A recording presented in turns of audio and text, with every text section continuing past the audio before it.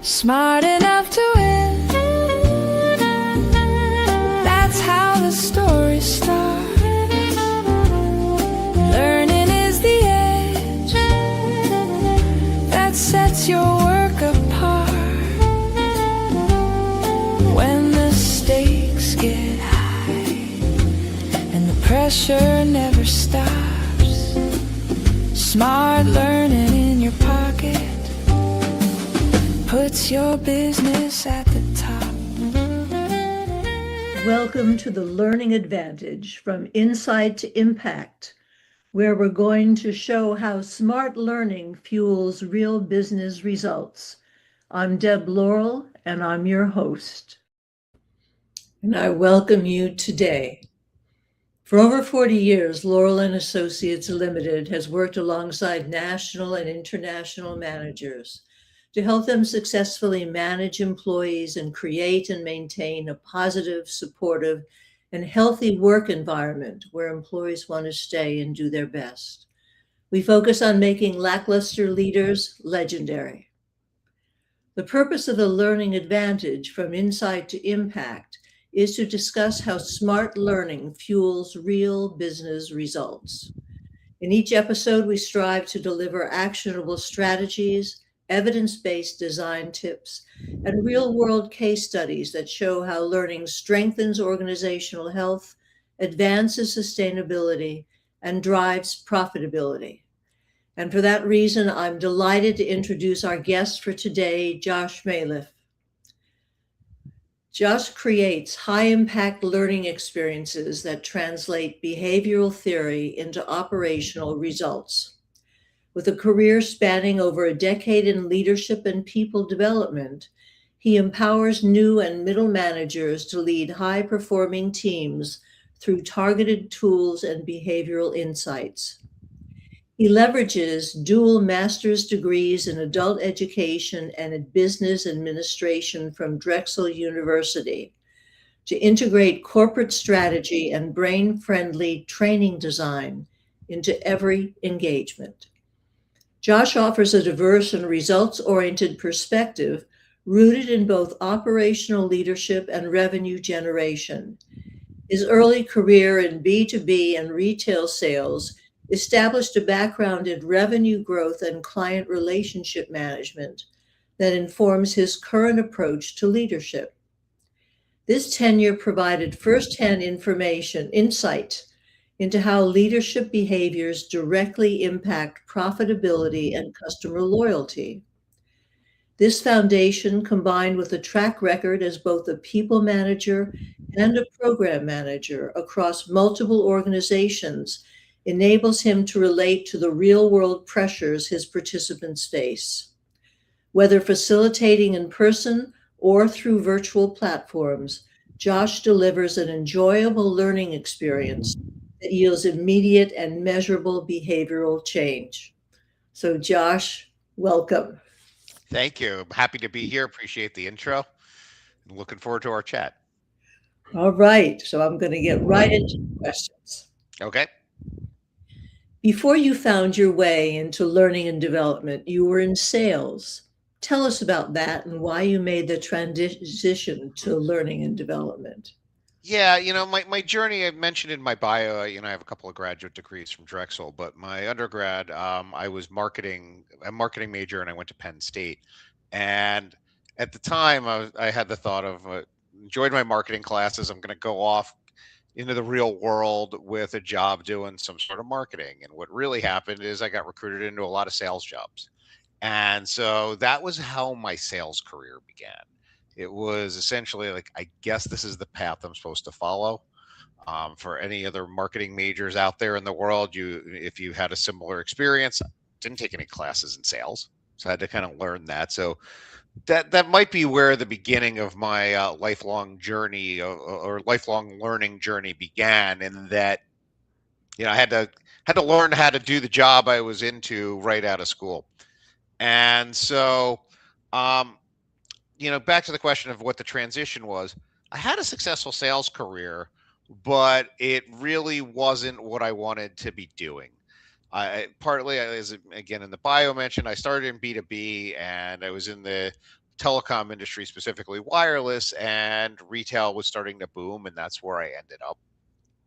And didn't really want to be there. And what I realized was when I started to get management positions in that arena, was that what I liked about the management part was the development of people. And that is really what led the transition of when I knew it was time to do something different than sales. But even with that, what happened was I didn't say, and I think a lot of people in Olin have this. I didn't wake up one morning and say, I want to go be a corporate trainer.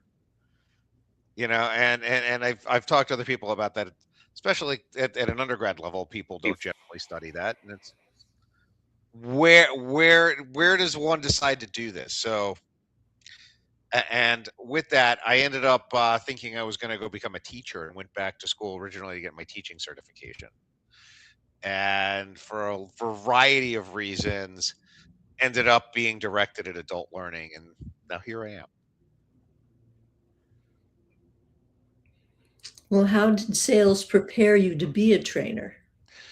Yeah, so again, there was a lot of self-learning along that, and I think one of the things that um, is an important sales skill, and especially now being on the other side of this and having done some sales training as well, is one of the first things that you need to do is, all sales organizations have their own sales cycle kind of descriptions, and again, I've trained some of those things, the variety of different steps and things, but they all basically begin with greeting people, which is similar to the way we start a training class, and then building rapport, which is also an important part of effective learning, is getting to know the people in your audience, being able to communicate well with them.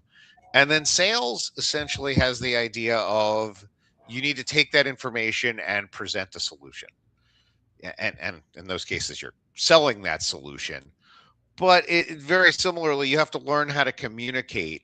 And so, from a training perspective, now instead of building a solution, I need to figure out what the important information somebody needs to know is and be able to translate that. But it's still a matter of all those things of making those initial connections so people are going to be receptive to your message, figuring out how to structure that message and communicate it in a way that is going to work for the person who you're in front of.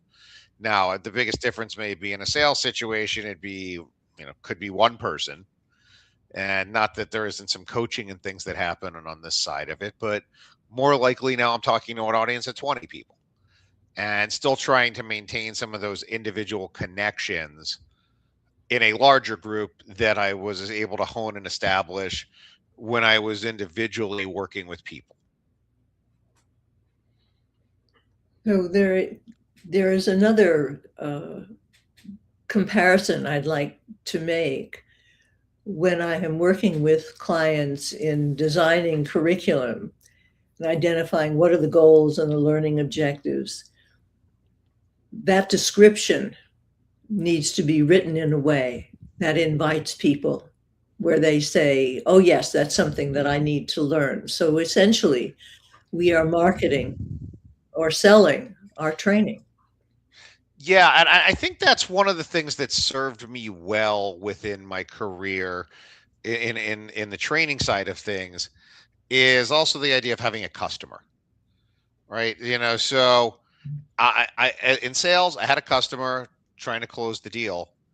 In all the organizations I've been involved with as a trainer, especially because I've worked with a lot of salespeople and knowing the mentality of salespeople. The overwhelming majority of salespeople, when they say you have to go to a training, are going to be unhappy. And by the way, it is going to be you have to go to a training, not hey, you get to go to a training. And the reason is, if you're a commission salesperson, you're taking me away from making money. And so I think from the training side of things, one of those things I've had to do is know I need to earn it. So when people come into my classroom, especially when I work with salespeople, my goal is the time I know you're out of a commissionable time right now. But my goal is that the time you spend here will be an investment that will pay off multiple times over, because you're going to learn something that will help improve and help you be able to do your job better and ultimately sell more. So that is a marketing pitch, right? And part of it is we have to some of the other reality in some of the places I've worked in the past is that marketing can also take the form of justifying my own existence, of being there and having a position, right? So the marketing part comes into people being reminded of why we're there and how we're helping, because it may fall into the background. I mean, when things go bad, sometimes training gets blamed for the reason it didn't work. When things go well, especially, and this is in multiple sales organizations I've been a part of, regardless of how well the training helped prepare people for the sales, the credit's going to go to the salespeople and the sales manager for conducting it. And that's not even something I say with any sour grapes to it. It's just the reality of how it works. I can take satisfaction in knowing that the training that I do helps people get to that point. Yeah, I kind of can get lost in the for a number of reasons. The impact of training can get lost, which is why we also look very carefully at how do we prove that training is having an impact.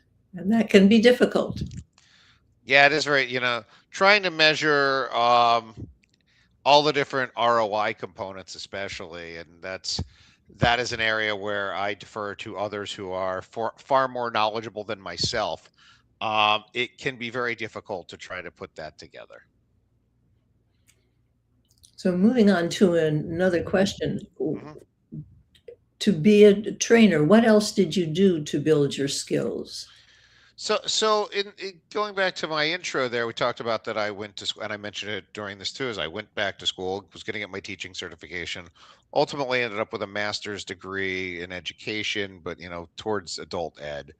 And the thing is, I would tell people, especially anybody listening to this who's looking to move into more of a training role than they are to make the career pivot I did, I don't recommend my path. I did it for different reasons. And not to say that there wasn't value in what I learned in school. It gave me a foundation, some of the things of, the technical things we refer to, like knowing Bloom's taxonomy and other kinds of formal structure, but not the application.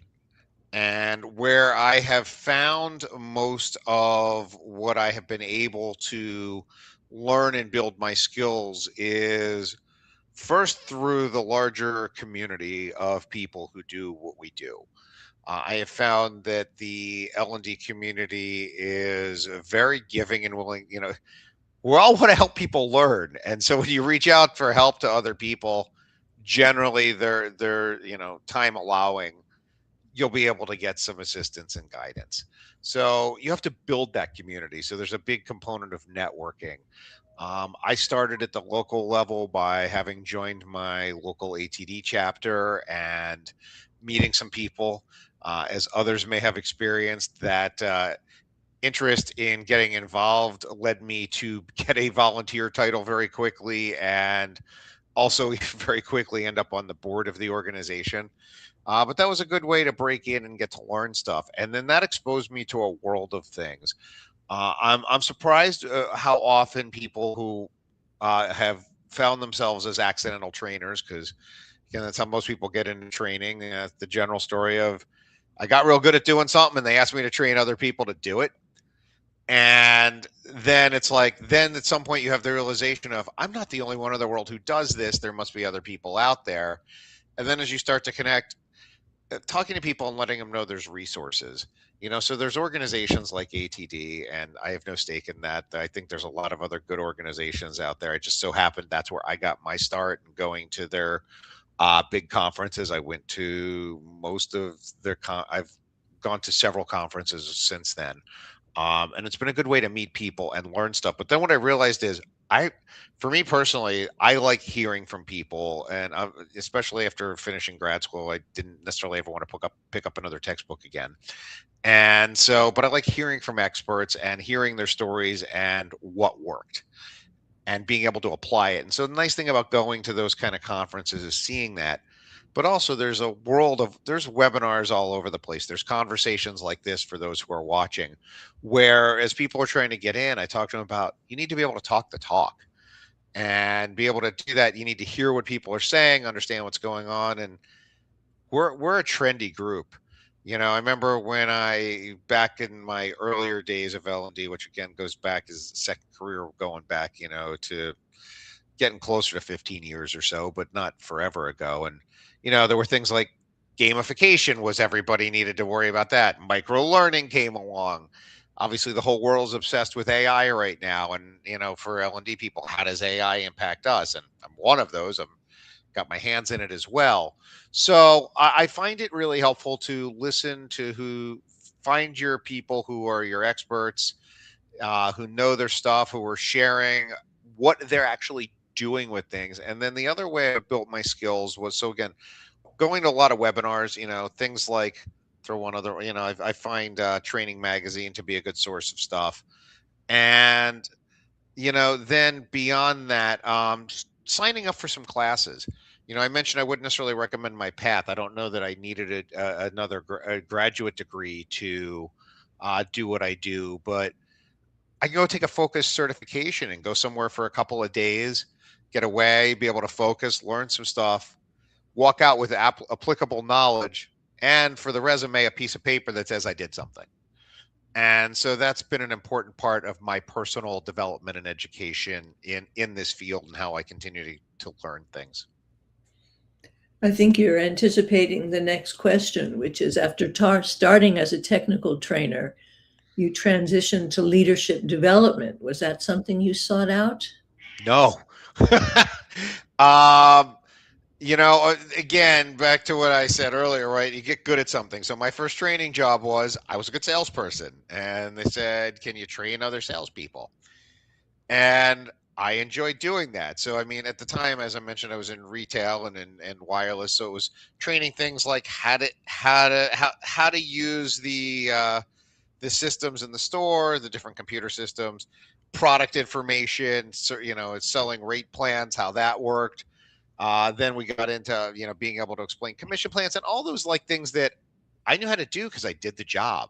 Even as I moved to different companies, I basically knew the role and could speak the language and do that.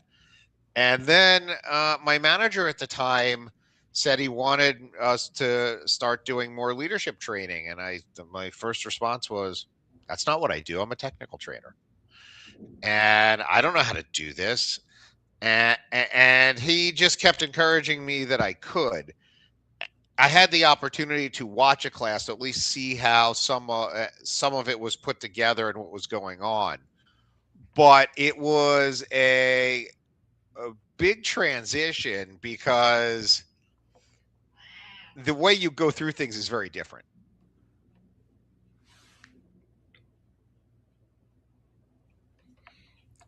You want to go further on that? Yeah, I think that, when you look at so technical training, and I've done a lot of that and I enjoy it. You're largely talking about how to do something. And there's generally going to be one way to do it. Sometimes obviously there's options, but you're generally showing the happy path on how to get stuff done. And so if you become an expert on your material and you know it, obviously the best technical trainers are still very interactive in what they do. And when I think the biggest lesson I learned in being a technical trainer that also serves me well now doing more leadership and soft skills is if I can get somebody else to say something versus me saying it, it's going to be more effective. So being able to ask questions and also helps in some of the technical training whenever I and this is true for just good adult learning, whenever you can get somebody to connect the principle that you're trying to teach with something that they already know, it's easier for them to learn and it's going to be stickier. And so with that, I think that's very helpful of being able to convey the information rather than just standing up and being a talking head. I mean, I ran new hire courses that ran for 2 weeks, 8-hour day, 2 weeks, where you're giving people all kinds of information. And if it was just me talking for that long, that's not good for anybody. And so learning then about having people teach back, doing things, getting those techniques that we all start to learn as we get into it is great. But at the end of the day, I'm still really going through, if I taught 2 classes back to back, they were going to be virtually the same. What I think is very different about what I do now and where my focus is I have very often taught the same class to different cohorts on back-to-back days. Same material, I'm going with the same slides, and it's a very different conversation. And at the end of the day, everybody in both groups should walk away with the same guiding principles and skills that we want them to learn. But the way we get there is very, very different. I picture it kind of like if I'm going to be looking at like a map, Google Maps trip and the GPS, it's going to plot me a line straight through on the technical training. And maybe I'm mostly going down one road, and it's going to be the most efficient way to get there. The leadership training takes the long and winding road. Sometimes, and honestly, the ones that do are the best conversation, because you go off to what may have been your initial target, but people are bringing in concepts and things that they're actually facing and challenges that they may be seeing, and how they can take what we're talking about and improve the way they do things, which is great. But it's also it's from the training side of things and being prepared for that. This is one thing that when I started in my training, I at least had some formal education. When I made these transitions, it was all observational. And I don't know that I've ever seen, and if somebody watching this, maybe will send me something. Maybe it exists of like a book of, so you want to be a leadership trainer, and making that kind of transition piece of what the differences are, because it's the ones I've just conveyed. Plus I will say, I find it more exhilarating, but I also find it more tiring to do, because you never know what anybody's going to say and what you have to react to, and trying to figure out how to connect the dots in real time while you have an audience. So it's an interesting thing, and it's a different skill set in a lot of ways. I think the fact that I was a technical trainer gave me those fundamental classroom skills and things I needed to be able to get to do what I do now. But it's a whole new skill set on top of that to be effective in doing it. And you're answering what makes facilitating leadership courses different from training technical skills. I like your GPS image.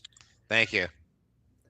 What I find most fascinating in leadership classes is launching them on a voyage of self-discovery, having them look at a case study or come up with their own situation and have the group problem solve that, so people can leave with real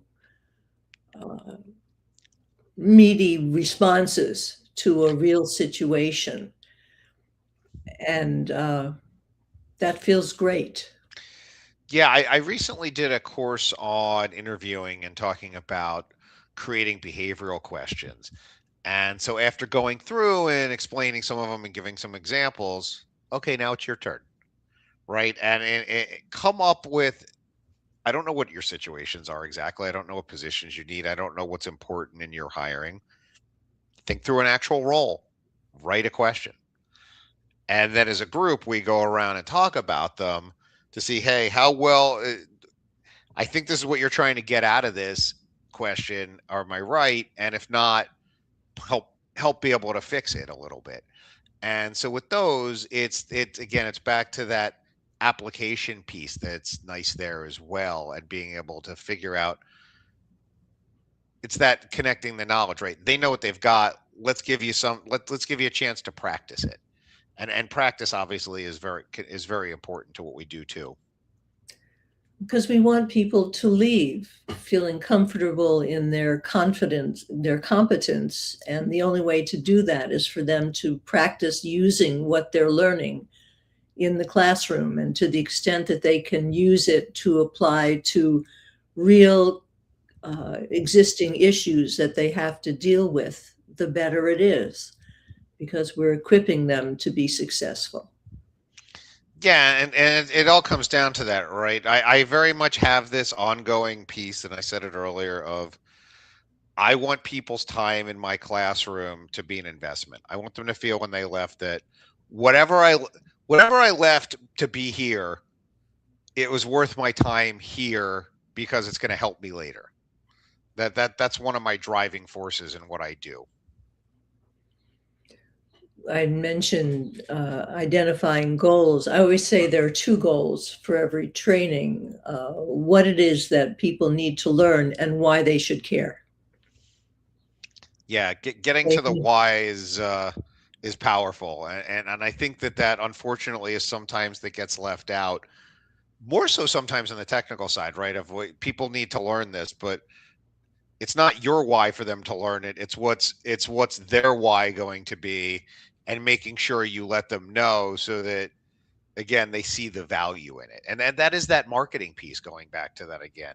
Because if you don't market the reason to being, I kind of joked about it earlier, but I could very much tell, especially in my new hire sales training days, that if a participants came in one of two ways.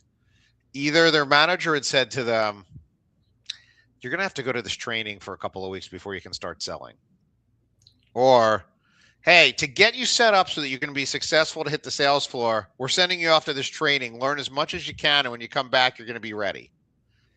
And the difference between those two participants was visible instantly in a classroom. And it was a lot easier for the person who had been, and I used to, when I did manager training, I would talk about this because, like, think about, you're sending these people away for training regardless. They're not going to be able to help you in that time. So you can either make it a good experience for them where they're going to be open to learning and come back prepared, or the opposite. And so I really tried to drive that home, but it is an ongoing marketing piece because in most cases, training is not something at the top of anybody's list that they want to do. They want to do whatever's on their to-do list to get done. And then the irony of that one too is I do a lot of time management training, and people don't know how to prioritize their to-do lists. So their to-do lists are taking longer than they should, and they're getting bogged down in the little things instead of taking care of the big things that they need to. And it's a lot of that for the other Cubby fans out there. It's a lot of that quadrant 4 stuff that's taking up all of their time, but they don't know that because they don't stop to think about it. So coming into a class like I get to teach gives me the opportunity to say, okay, let's think about this. Is there a better way? And can you really get all those things done without having to work extra hours? Especially for those who are on salary, and working extra hours does not earn them extra income, right? Those people are very receptive to that message. So there's a lot going on there. What advice do you have for those looking to get into learning and development and into leadership soft skills? Yeah, I get a lot of people reaching out to me, and part of it is because I've offered to people who are looking to either transition in, and I think a lot of us in the L&D community have spoken to people who, especially teachers, where they've been in classrooms in schools teaching, and they're interested in making the transition to adults. As well as, unfortunately, there's a large number of people who are looking for work at the moment, and I've had conversations with a lot of those people as well. So that all kinds of goes together in that I love what I do. I really enjoy getting a chance to work with people and help them learn new things, and I like seeing their success. So anything I say following this has nothing to do with the fact that I like what I do. I would be very critical of somebody who was looking to transition clean into it right now. If they're like I'll put it this way too. When I used to do call center training, and I did technical call center training for agents who were on the phone, without fail, within the first couple of days of a new hire training, somebody would come up to me and go, "How do I get into training?" And for anybody who's ever worked with people who do call center work, um, from day one, their goal is to figure out how to not take phone calls, which is ironic given that the job is to take phone calls. Having said that, right, so everybody kind of wants to get into it. What really happens is what I said earlier. If you're really good at it, somebody asks you to help trade. And that's how I built some of my team when I was in that role. I took people who I saw who were really good on the phones, and I said, "Hey, I need coaches to help our people. Are you interested?" And that's how they came in. So if you find yourself you get pulled into the world of L&D, congratulations, you've now got experience. What you want to start to do is build towards how your very specific subject matter expert knowledge got you to be a trainer, and now it's time to learn how to be a trainer. And so my advice on that is to get those skills, to go take the webinars when you can, go to networking events, learn from people, learn the job. You learn the job that got you to be a trainer. Now you got to learn that job. And so there are some good formal programs out there. Again, if people want to go to grad school, more power to you. The disclaimer is you may still be paying your student loans for a while afterwards. I know I am. And so given that option, I think there's better targeted things. You can go take a certificate class on basic presentation skills or training skills, or there's presentation conferences. There's all kinds of ways you can learn things. And so throw yourself into learning the job. But for somebody who's cold, just in a function somewhere, and I'm doing XYZ job and I think it'd be fun to be a trainer, it's hard to break in. I mean, you can study all those things. Getting the job is going to be difficult without the experience. So that's part of that advice. Then the last piece of that is, so that gets you in the door. Like I said, I feel like it'd be real hard to get into doing soft skills and leadership training without having some of those more fundamental straight through classes first. And so my recommendation for somebody who wants to do that kind of work is ideally get your feet wet with technical training. And for those who have the technical training experience, find opportunities to sit and watch how other people do it. Because again, all those fundamental skills will help you, but it's different. You have to ask more questions. You have to really try to focus on listening more. You have to be prepared for things going off on a wild tangent that kind of reinforce your point, and then figure out how to navigate back to the main path again. And there's a lot of those kind of skills that observing is very helpful. And then you just got to step in and eventually do it. And if you have the opportunity, I think some of my first ones, if I remember correctly, I was able to co-facilitate. And that was really helpful too, because I had somebody who had more knowledge in it, who could, if I found myself in a corner somewhere and I couldn't get out of it, to help figure out how to navigate it back. But again, back to what I said, I love what I do. So I recommend, if you can find a way to get there, that's fantastic. I offer to talk to people all the time. I get people reaching out to me on LinkedIn. Somebody may see this and decide to reach out. I'm happy to connect, and if I can share my story or help guide people, I try to do that too, because I will say I was very fortunate when I got started to have a lot of people take their time to help me, and I try to continue to pay it forward. So how can people get in touch with you, Josh? Best way to do so is at LinkedIn, or on LinkedIn, I should say. If you look up my name, you will find me. There aren't that many people with my last name out there. So that's the best way to find me. And especially for professional stuff, I try to be active on there and respond to stuff. Wonderful. Is there anything else that you'd like to talk about? No, I think this has been a great conversation. Again, I hope it was helpful to those that are out there. And again, as I mentioned, I'm happy to continue that conversation if people are interested in reaching out. Thank you. Well, thank you, Josh. This has been terrific, and I've enjoyed having our conversation. And I want to thank our listeners for listening in and participating in the way that you do. I hope that you learned as much and you found this useful for you. Please join us next week on July 21st as we meet Tracy Poe, the founder of Communicate Great and an interpersonal communication educator, trainer, and speaker. And if you would like to assess the skills of your accidental trainers or your accidental managers, please contact me because I have an assessment that will help you identify their strengths and their challenges and then what you can do about that. And please remember that Laurel and Associates is always focused on making lackluster leaders legendary as smart learning fuels real business results. Thank you so much for joining us today on the Learning Advantage from Insight to Impact. We'll look forward to seeing you again next week.